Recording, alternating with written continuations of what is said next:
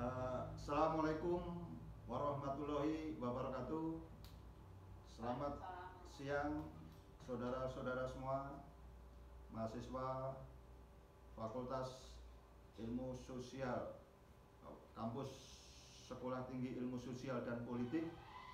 Pagi ini kita sesuai jadwal akademik, yaitu mata kuliah Public Relation yang kebetulan saya Didik Supriyanto yang mengampu mata kuliah ini. Saudara-saudara semua, pengertian daripada public relation ini ada beberapa banyak, yaitu yang mendefinisikan tentang public relation. Salah satunya yaitu yang disampaikan oleh Kalsim dan Thomas.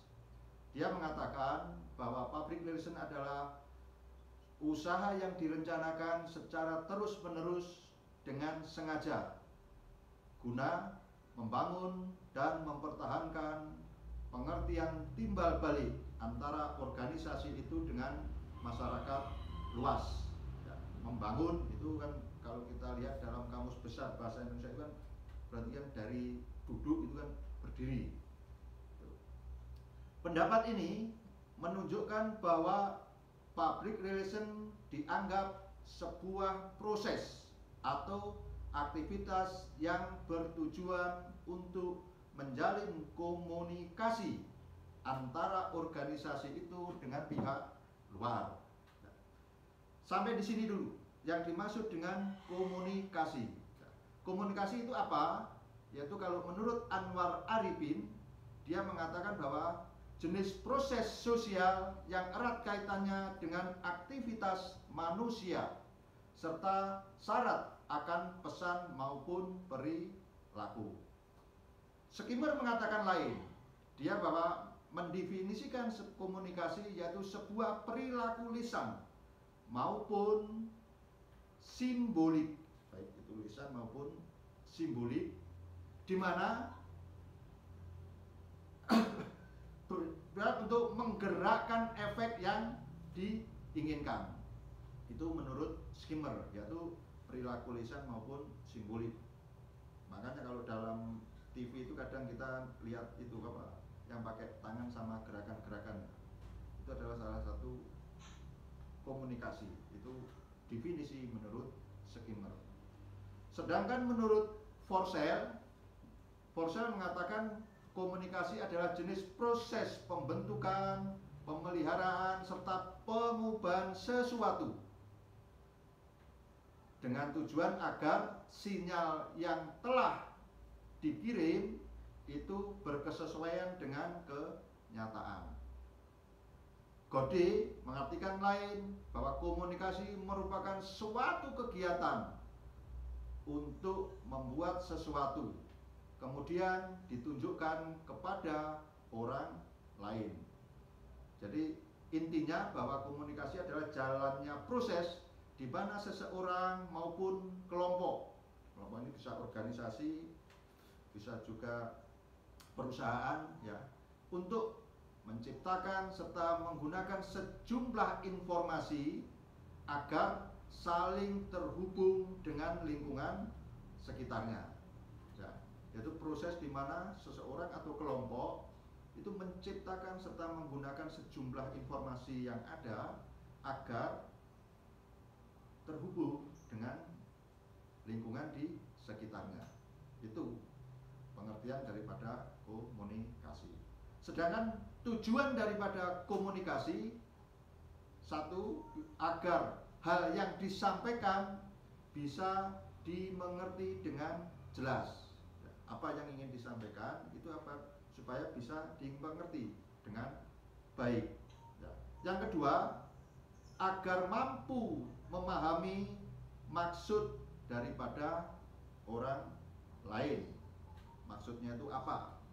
Kalau tidak ada komunikasi kan tidak paham. Ya. Yang ketiga, agar ide atau gagasan pemikiran dapat diterima. Jadi misalnya kita dalam rapat-rapat atau ingin menyampaikan sesuatu, baik itu di lingkungan kita, ini apa? Agar ide dan gagasan ini, pemikiran ini bisa diterima, itu harus ada komunikasi.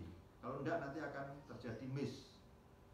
Seperti ini di belakang rumah saya pernah terjadi ketika tahu-tahu drainase itu didalamkan sama pemerintah daerah. Ternyata yang ujung tidak didalamkan, yang tengah ini didalamkan. Akhirnya ada problem sosial di tingkat masyarakat itu. Nah, karena apa? Minimnya, karena dia tidak komunikasi. Bisa juga komunikasi adalah untuk menggerakkan orang akan mengerjakan sesuatu. Misalkan Anda sebagai Pak RW atau apa itu bisa woro-woro, ini kerja bakti tanggal sekian, jam sekian untuk pembersihan bla bla bla bla. Bisa juga itu untuk sosialisasi, misalkan penanganan COVID-19 dan lain sebagainya. Itu contoh-contohnya. Berikutnya, saudara-saudara yang saya hormati, yaitu tentang fungsi komunikasi. Yaitu, kalau tujuannya tadi adalah intinya menciptakan kesepahaman di antara kedua belah pihak, ya, supaya tidak terjadi salah paham, itu tujuan nanti intinya di situ. Sedangkan fungsinya yaitu untuk menyampaikan informasi. Hari ini ada info apa? Ada info kuliah. Saya share di grup.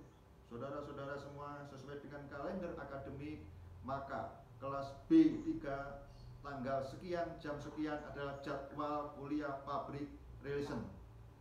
Itu ada informasi tersampaikan. Lewat apa? Ya lewat komunikasi. Yang kedua adalah untuk menyampaikan pendapat agar dapat diterima oleh masyarakat. Kita punya ide, gagasan, pendapat apa itu supaya bisa diterima. Lewat mana? Yaitu lewat komunikasi.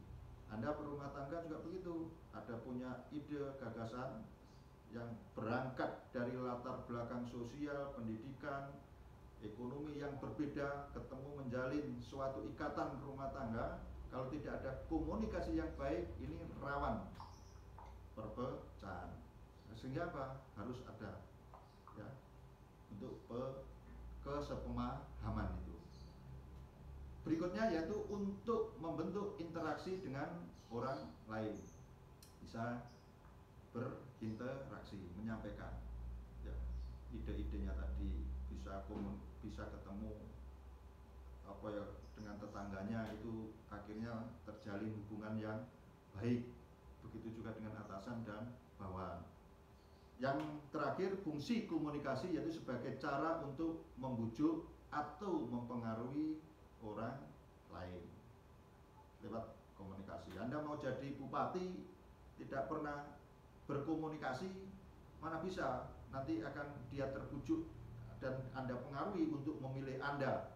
Ya, Mbak Nunuk mau maju wali kota Batu, tidak pernah komunikasi. Oh, saya mengandalkan Jompa Jampi Pak Didi, nanti malam itu pakai pasukan dari langit yang akan mencoblos saya. Ya sah-sah saja, tapi kan tidak ilmiah namanya. Karena kita orang akademisi kan harus ilmiah, yaitu untuk membujuk atau mempengaruhi orang lain. Ya, harus berkomunikasi. Saudara-saudara yang saya hormati, sekarang adalah macam-macam dari komunikasi. Komunikasi ini betul-betul saya dalamin supaya kita tahu bahwa unsur utama inti dari public relation nanti adalah di komunikasi. Ya. Macam-macam komunikasi berdasarkan penyampaian, komunikasi dibagi menjadi dua. Ya. Yang pertama adalah komunikasi lisan.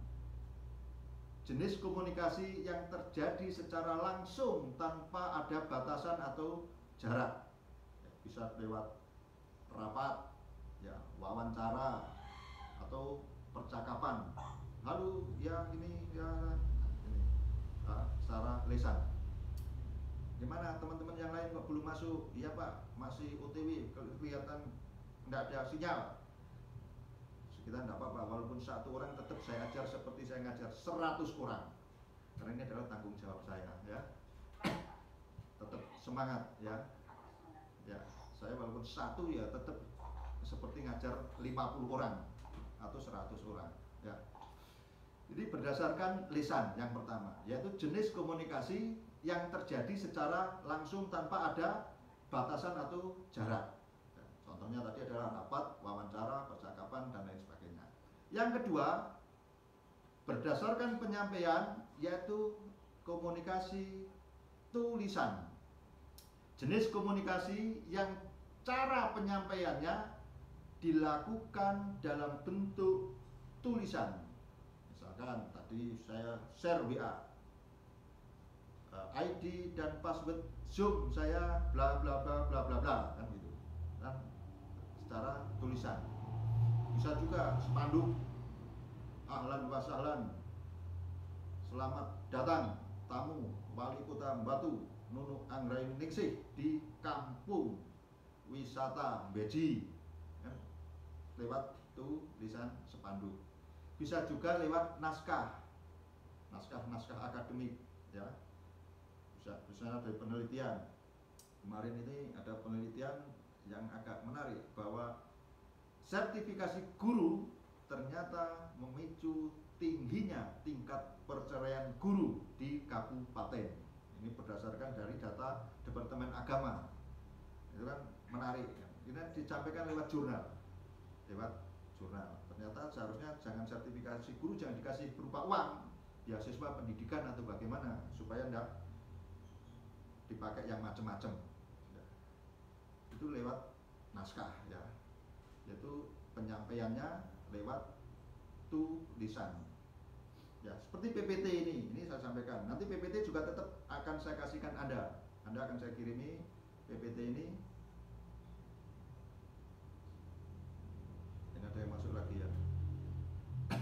Anda bisa baca-baca di rumah nanti sambil santai-santai setelah bekerja ya.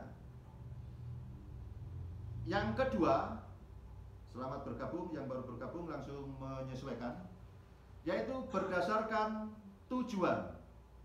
Komunikasi berdasarkan tujuan dapat dikategorikan menjadi beberapa macam. Misalkan pemberian saran, pidato, ceramah, wawancara, itu dan lain sebagainya.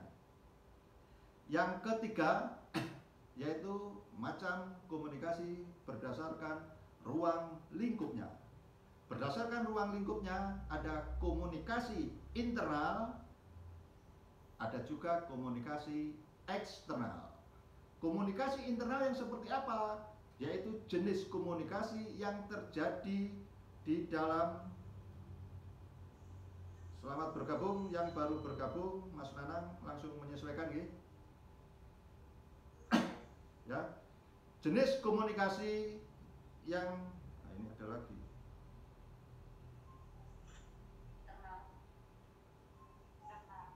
Sebentar. Ada yang mau masuk saya. Ya. Berdasarkan ruang lingkupnya, saya ulang, komunikasi terdiri dari dua, yaitu komunikasi internal dan komunikasi eksternal. Jenis komunikasi internal yaitu komunikasi yang terjadi dalam ruang lingkup organisasi, yaitu atau perusahaan. Contohnya adalah interaksi yang ada dalam lingkungan organisasi tersebut. Bisa secara vertikal, yaitu bawahan dengan atasan, bisa horizontal maupun secara diagonal. Yang kedua adalah berdasarkan ruang lingkupnya, yaitu komunikasi eksternal, yaitu komunikasi yang terjalin antara organisasi maupun masyarakat dalam berbagai macam bentuk, misal konferensi pers, ya kan, publikasi, terus siaran-siaran. Anda kalau sore itu ada itu apa, Satgas COVID-19 yang PDP sekian, yang ODP sekian tiap malam. Ini keluar, dia menyampaikan ke eksternal. Konferensi pers juru bicara KPK bahwa telah terjadi OTT di bla bla bla bla bla bla bla bla bla. Komunikasi eksternal. Yang keempat, komunikasi berdasarkan aliran.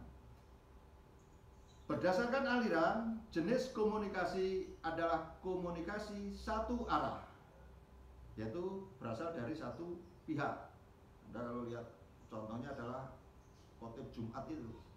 Khotib Jumat itu ngomong apa saja, tidak ada yang interupsi, satu arah. Jadi berasal dari satu pihak saja. Ya. Yang kedua, komunikasi dua arah. Ya. Jadi saling memberi timbal balik. Seperti tadi saya telepon, Mbak Nunu, teman-teman yang lain mana? Oh ya Pak, ini masih mencari paketan, masih cari posisi yang bisa sinyalnya, kan dua arah, ya saling. Dalam tinggal digunakan semua, jadi sudah langsung naik, ndak sinyalnya sudah penuh ya, ndak perlu naik atas gendeng, ya. Nah ini kan komunikasi dua arah, timbal balik. Pak Nunu ngasih info saya bahwa ini sudah di atas pegunungan, saya bisa nangkep, oh berarti tidak usah naik ke atas gendeng, gitu. Komunikasi dua arah. Ya. Yang ketiga yaitu komunikasi ke bawah. Komunikasi ke bawah ini adalah komunikasi dari atasan ke bawahan.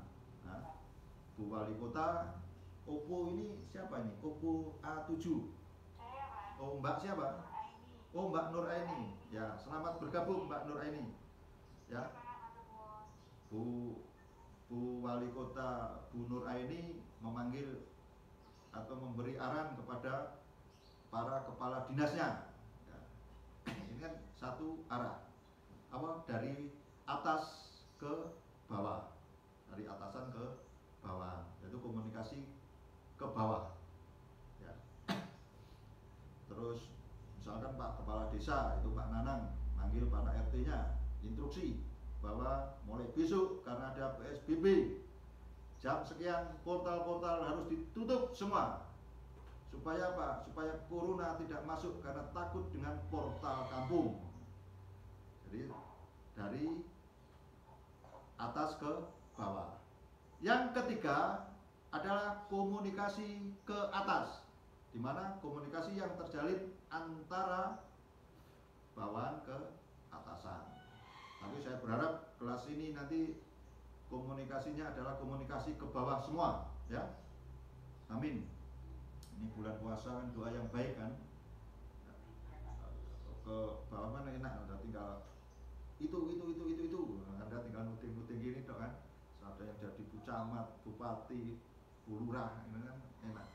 Jadi komunikasinya ke bawah, dari atasan ke bawah. Ya.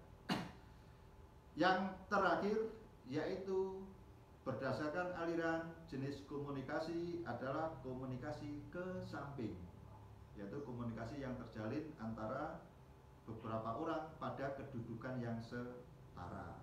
Nah ini sama-sama mahasiswa, kita sama-sama belajar, ya. Komunikasi ini, gimana besok kuliah ya? Wah iya Pak, didik lagi, bosen saya. Kenapa? Lama kuliahnya nggak selesai-selesai. Sampai duduk ini capek, dibokong panas. Dan komunikasi yang ke samping, sejajar. Anda kan gitu kan, tugasnya bagaimana? Nyutu saya, yang penting saya ganti NIM sama nama saja. Mahasiswa kan gitu. Ya. Iya, kok tahu Pak? Ya saya juga sering jadi mahasiswa soalnya. Yang penting sudah ada effort, ya. Itu ya pengertian jenis, fungsi, tujuan komunikasi. Ini harus betul-betul karena apa? Inti dari public relation nanti adalah di komunikasi, ya. Halo, selamat dengar Pak Nanang? Dengar suara saya, Mas Roni Eko? Dengar, alhamdulillah. Ya, nanti kalau tidak dengar dikira saya ngomong sendiri. Pengertian public relation ini nanti Anda bisa baca menurut Maria, ya, dan lain sebagainya banyak. Nanti akan saya kasihkan Anda. Yaitu dia mengatakan Maria melakukan interaksi dan menciptakan opini publik sebagai input yang menguntungkan untuk kedua belah pihak. Opini publik, ada opini pribadi, ada opini kelompok, ada opini publik, ya. Opini itu apa? Apa opini? Yaitu suatu pendapat, pikiran, pandangan seseorang dalam menjelaskan atau menyikapi suatu hal, tapi sifatnya tidak objektif dan belum tentu kebenarannya, ya, belum tentu kebenarannya. Itu adalah opini, yaitu pandangan atau pendapat pribadi seseorang untuk menjelaskan peristiwa atau hal tertentu, baik yang belum maupun yang sudah. Jadi ciri-ciri opini itu mesti bersifat subjektif, ya, berdasarkan apa bahan yang dia miliki, ya. Terus menjelaskan hal tentang sesuatu dan kebenarannya masih diragukan. Itu ciri opini. Pemerintahan sekarang ini lebih susah atau lebih jelek daripada pemerintah sebelumnya. Itu kan opini. Kebenarannya juga masih diragukan, ya, masih bersifat subjektif, ya. Itu merupakan kelangsungan hidup organisasi, ya. Ini menurut Maria.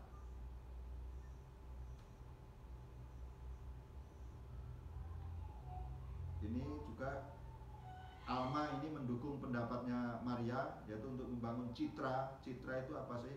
Citra ini seperti apa ya? Tidak terlihat tapi bisa dirasakan gitu, ya. Jadi rasa, lebih pada rasa. Sedangkan menurut Marston, yaitu untuk komunikasi untuk mempengaruhi persepsi masyarakat. Persepsi itu apa?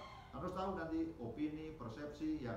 Persepsi itu merupakan suatu proses yang dilalui oleh penginderaan, yaitu suatu stimulus. Suatu stimulus. Nening, selamat bergabung Mbak Nening, ya, langsung menyesuaikan. Yang diterima oleh individu untuk, yaitu melalui reseptor, yaitu reseptornya apa? Indera. Lalu direpresentasikan sehingga individu itu menyadari dan mengerti tentang apa yang ditangkap atau yang diindera oleh reseptornya tadi. Itu yang dimaksud dengan persepsi, yaitu persepsi untuk mempengaruhi persepsi masyarakat.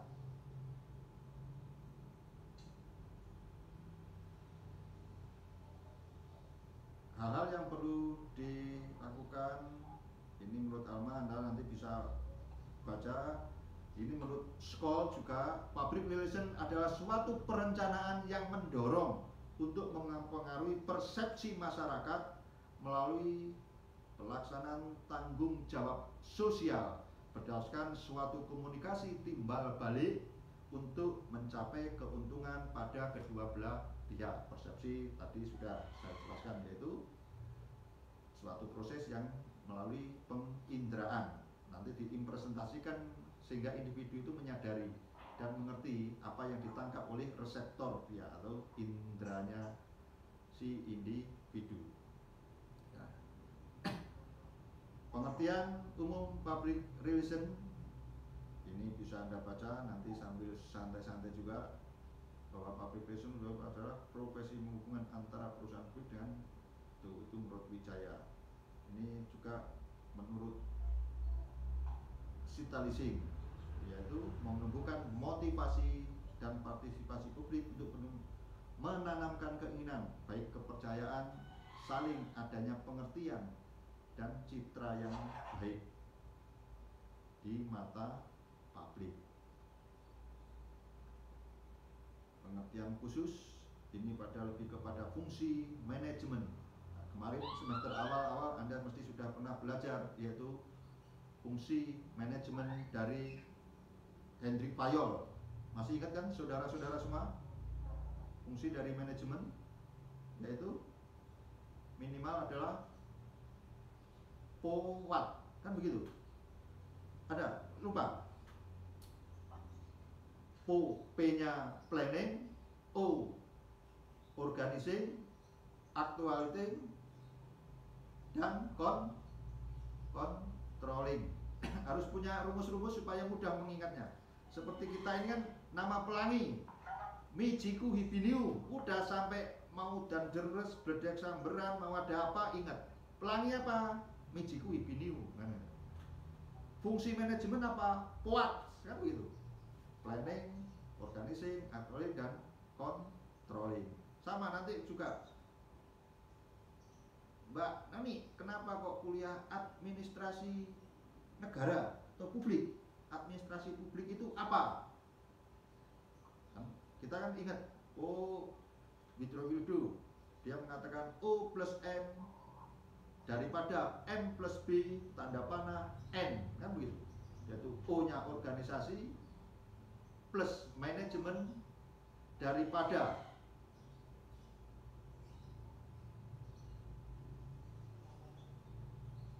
O plus M daripada M plus B tanda panah M. Jadi organisasi dan manajemen daripada manusia dan benda untuk tujuan, tanda panah ini berarti untuk tujuan, N-nya adalah negara. Gitu. Ada harus punya istilah-istilah yang memudahkan Anda, ya. Memudahkan untuk mengingat. Seperti orang-orang tua dulu kasih nama pelangi Mijiku Hibiniu. Sudah siapapun ingat. Merah, hijau, jingga, kan itu. Nanti fungsi manajemen mesti kita harus ingat POAT. Dan Tripayol mengatakan POAT. Planning, organizing, controlling, dan controlling. Pengertian administrasi publik atau negara yaitu O plus M daripada M plus B tanda panah N. Tanda panahnya adalah tujuan. Ini Wilcock itu mengatakan bahwa sama, lebih penekanannya kepada fungsi dari manajemen. Nanti Anda baca, saya kasih ya. Yang belum jelas Anda bisa japri WA saya nanti. Yaitu fungsi manajemen atau sikap budi yang direncanakan dan dijalankan secara berkesinambungan oleh organisasi, baik itu swasta maupun pemerintah.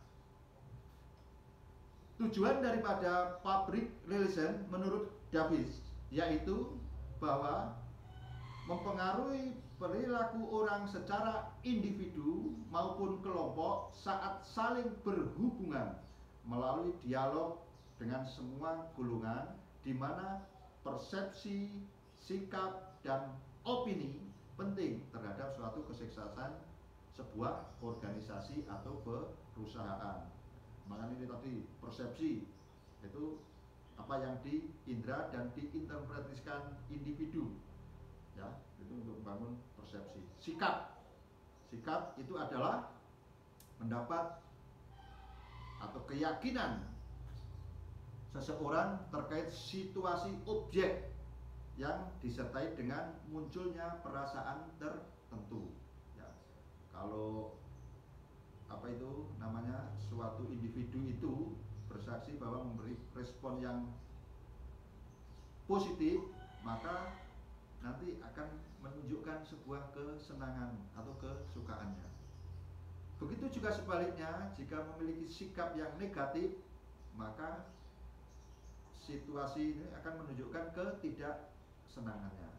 Aduh, kuliah lagi, sudah nanti akan yang sinyalnya hilang lah, yang catatannya kemana. Tapi kalau itu senang, alhamdulillah, ini tolabil ilmi farido, barokahnya nanti semoga kita, keluarga kita, orang-orang tua kita, guru-guru kita oleh Allah dilindungi dari COVID-19 ini karena barokah kita tolabil ilmi siang ini. Semangat, ya. Maka tadi di awal saya sampaikan walaupun satu orang, saya tetap sampaikan seperti saya ngajar 100 orang. Nah, Mas Nanang, selamat bergabung. Pengertian ini juga tujuan nanti bisa Anda baca lebih lanjut. Saudara-saudara, masuk kepada materi berikutnya yaitu perkembangan public relation. Sebagai profesi, public relation ini sebenarnya sudah dikenal sejak abad awal 20-an. Ya, itu lewat Ivan Ledbetter. Akan tetapi gejala-gejala daripada public relation ini sebenarnya sudah ada sejak manusia pertama itu ada, yaitu antara ibu Hawa dan bapak Adam. Ya. Misalnya seperti apa?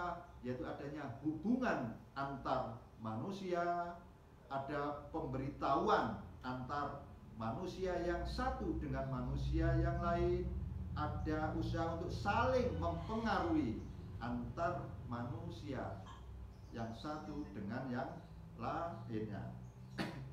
Jadi sebenarnya sudah ada gejala-gejalanya itu semenjak manusia pertama ibu Adam dan bapak Hawa. Manusia sebagai makhluk sosial atau biasa dikenal dengan homo sosialis, maka dia tidak dapat hidup dengan sendirinya, ya. Ada yang mengenal dengan nama zoonpolitikon, yaitu hidup bermasyarakat. Tidak ada bisa hidup secara individualis, dia harus melalui kehidupan secara sosial. Sejak lahir sampai mati, bahwa suatu hidup dalam manusia akan hidup dalam masyarakat. Bahkan Aristoteles mengatakan makhluk hidup yang tidak hidup dalam masyarakat, dia akan disebut sebagai hewan atau malaikat. Padahal kita bukan hewan dan bukan malaikat, tapi kita adalah manusia, ya. Karena itulah maka ada dorongan di dalam diri manusia itu. Selamat bergabung Mas Setia Alexono. Yaitu dorongan untuk melangsungkan hidup, dorongan untuk mempertahankan diri, dan dorongan untuk meneruskan jenisnya. Nah, dorongan untuk melangsungkan hidup, manusia maka perlu makan. Kan begitu.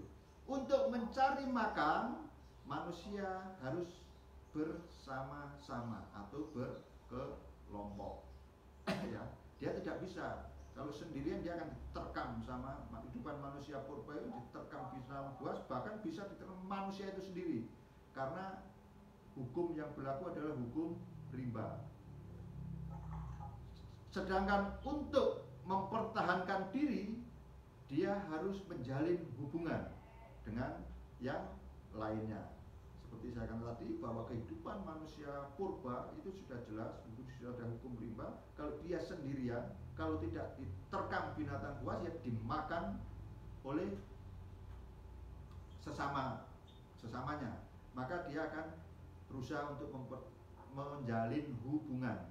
Nah, menjalin hubungan ini dengan siapa? Dengan yang sepaham, ya, dengan yang sepaham. Akhirnya dia akan menanamkan trust, menanamkan sebuah kepercayaan, ya, mempengaruhi usaha untuk mempengaruhi sesamanya. Sedangkan untuk meneruskan jenisnya, mereka mesti akan mencari kesesamaan, kesepemahaman. Sehingga apa? Yang laki-laki atau yang perempuan itu akan mempengaruhi supaya bisa terjadi trust, kepercayaan di antara mereka. Nah, kegiatan gejala-gejala itu bahwa dia mengadakan hubungan, menanamkan pengertian, mempengaruhi dan membina kepercayaan, ya. Gejala-gejala inilah yang akan menjadi unsur-unsur dari konsep public relation, ya. Sehingga ini tadi dari mempengaruhi, ya, karena manusia. Ini ada yang mau gabung lagi, Mas Azer, selamat datang. Unsur-unsur public relation. Dari unsur-unsur public relation ini akan berkembang gejala-gejala ini, unsur tadi gejala itu akan berkembang menjadi sebuah konsep yang namanya method of communication, yaitu suatu rangkaian atau sistem kegiatan atau order or system of action. Yang kedua adalah menjadi konsep state of being, di mana adalah perwujudan dari kekuatan komunikasi tersebut sehingga melembaga, sehingga muncullah itu nanti namanya humas dan lain sebagainya. Ini nanti perkembangannya, kenapa kok itu Anda lihat di teorinya Pak Parson itu kehidupan masyarakat desa dan kota itu sebagai pembanding Anda. Lanjut pada berikutnya, yaitu public relation menurut Yves Leterme. Seperti kita ketahui sama, upgrade, aduh, oh iya.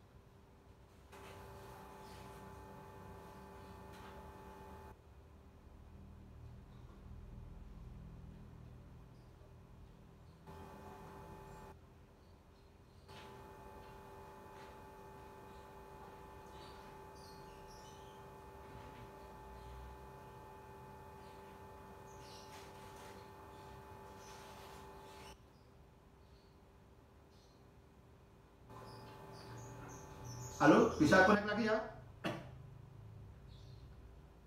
saudara-saudara?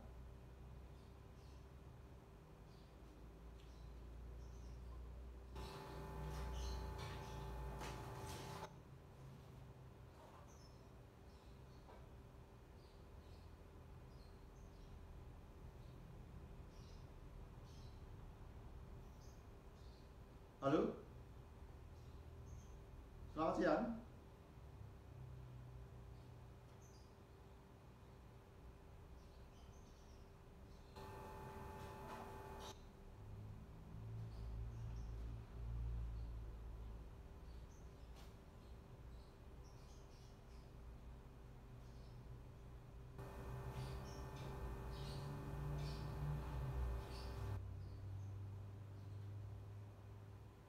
Selamat siang Mas Nanang. Mas Nanang Mugiono, halo. Selamat siang.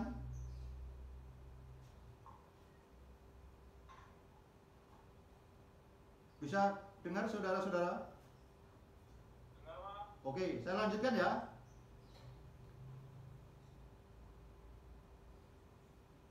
Public relation menurut Yves Leterme. Saudara-saudara semua, bahwa Yves Leterme ini dikenal sebagai the father of public relation, yaitu dia berangkat dari seorang wartawan. Ini kok harus gabung satu-satu. Oke. Berawal dari konflik industri batubara, yang mana di situ terjadi pemukukan kaum pekerja, sehingga Yves Leterme sebagai seorang wartawan waktu itu menawarkan kepada manajemen dari industri, dan karena perannya beliaunya, maka pemukukan kaum pekerja di industri wartawan pada tahun 1906 itu bisa teratasi. Lewat apa? Lewat prinsip-prinsip dari yang beliau kembangkan, yang dikenal dengan Declaration of Principle, yaitu kalau kita lihat di bukunya Sekut, Kaltib, dan Allen, yang mana bukunya itu judulnya adalah Effective Public Relation.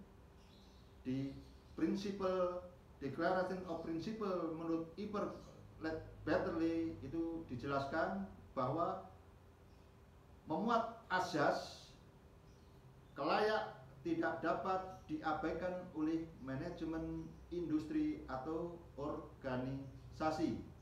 Begitu juga dengan kelayak itu tidak bisa dianggap bodoh oleh dunia pers.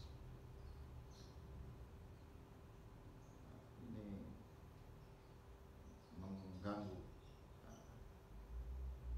Itu Declaration of Principle-nya yang dari Everett Betterley. Ya. Baru dia berkembang tahun 1945.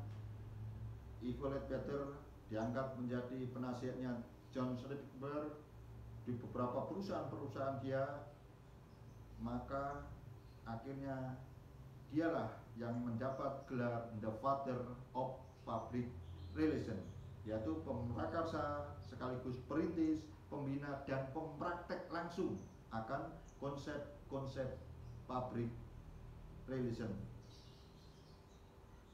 Banyak yang mau gabung ini, sebentar. Leni OVO 77. Oke.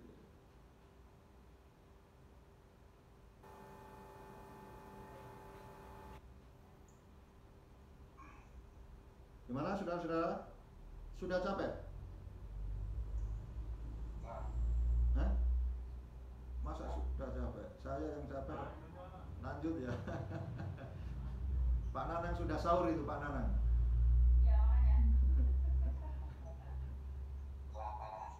Pak Nanang harus bagi-bagi itu. Temennya dibagiin. Tinggal di mana? Oh, di Batu juga ya. Oke. Everett Betterley sebagai the father of public relation merupakan orang pertama yang menggunakan publicity dan advertising. Publicity yaitu upaya pengaturan ruang editorial terpisah dengan ruang yang lainnya, yaitu contoh ya jumpa pers, komunikasi perusahaan, pendekatan lobbying, itu contoh-contoh dari publicity. Tujuannya apa? Yaitu tujuannya untuk meyakinkan atau meningkatkan dari citra perusahaan tersebut. Sedangkan advertising yaitu penyajian materi atau pesan secara persuasif kepada masyarakat melalui media massa. Ini nanti banyak dilakukan. Pemikiran-pemikiran dari ini ada yang gabung lagi. Declaration of Principle-nya milik Everett Betterley ini mendapat banyak sekali dukungan, yaitu sekarang Zoom harus pakai ini ya. Oke. Baik itu Paul Garrett, T.J. Ross, Eric Johnson, Arthur Wilbeck, ini semua adalah pendukung aliran dari Everett Betterley lewat Deklarasi of Principle.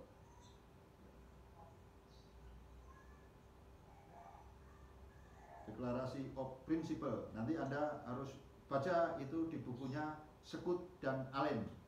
Sekut Kulit dan Allen itu ada buku baik tentang public relation, yaitu Effective Public Relation. Ada asas-asas yang dimiliki oleh Everett Betterley. Saudara-saudara, saya lanjut pada perkembangan public relation di Indonesia. Ya, ini nanti ini saya kirim ke Anda di sini ya. Ya. Kita mana ya? Berapa?